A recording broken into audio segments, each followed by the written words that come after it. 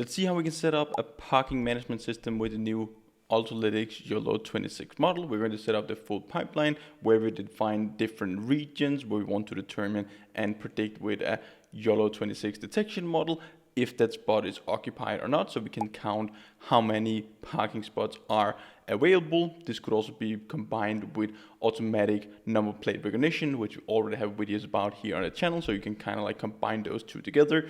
So you recognize the number plates, you match them against the database, then you can see how long are these cars actually like staying there, how many spots do you have available. So let's just jump straight into it. I'll open up the Ultralytics documentation and we're going to see how we can set it up. So this is a pretty cool use case for computer vision projects. We have this solutions tab at the top.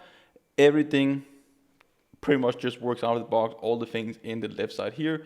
Right now we're just in the parking management. It's just a few lines of code that we need to set up and we have everything running.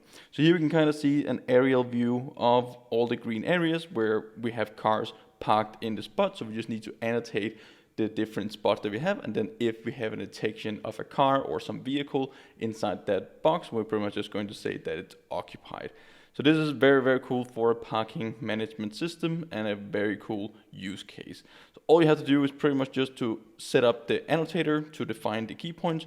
We need to run this part. So from Ultralytics import solutions, parking point selection, and then just choose each individual point here, save the different parking spots. So you don't need to do that. You can also train like a segmentation model, just finding these here automatically, or it could also be RNA bounding boxes. We already have covered that with ships in a harbor, so you can use the exact same approach here. So it would be cool to train your own model to set up all these key points with RNA bounding boxes, which is a very cool use case, combining multiple models in the pipeline, and you just want to use the model to start with to initialize all these points here. So you don't need to run it all the time, and you will definitely need just a separate model for that.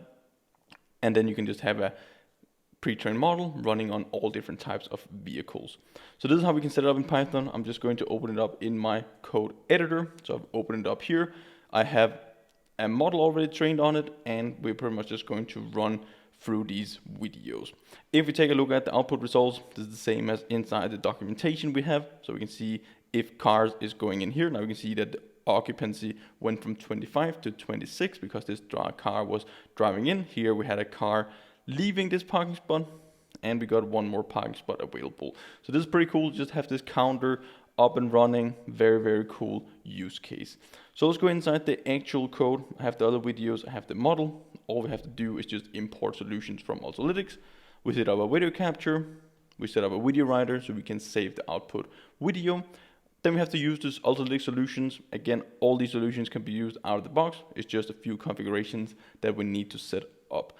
So we need to specify the model. You can train your own custom model. This could also just be a pre-trained model that you can specify. So if you just specify YOLO26 small, it's just going to use the pre-trained one. So we have it fine-tuned here on the Visdrone dataset. Have a video where we go through the full training pipeline for that as well, so you can see how we can train our custom models. Then we have some coordinates. I already have them in a JSON file.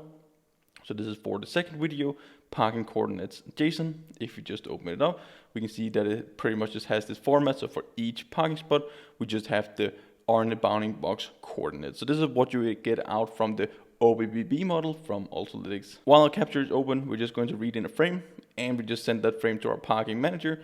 We get the results back. You can extract the results, use it in any way that you want, but here is just going to plot it, show the output results. You can extract the count with the occupancy and also the number of available spots. You can set up a similar class for automatic number plate recognition. We have a video covering that, so definitely check that out. And then in pretty much 50 lines of code, you can have number plate recognition, you can have parking spot, parking management up and running. So all we have to do now is just go inside our parking management folder, parking system. Here we can see all the files. We run Python, parking management.py.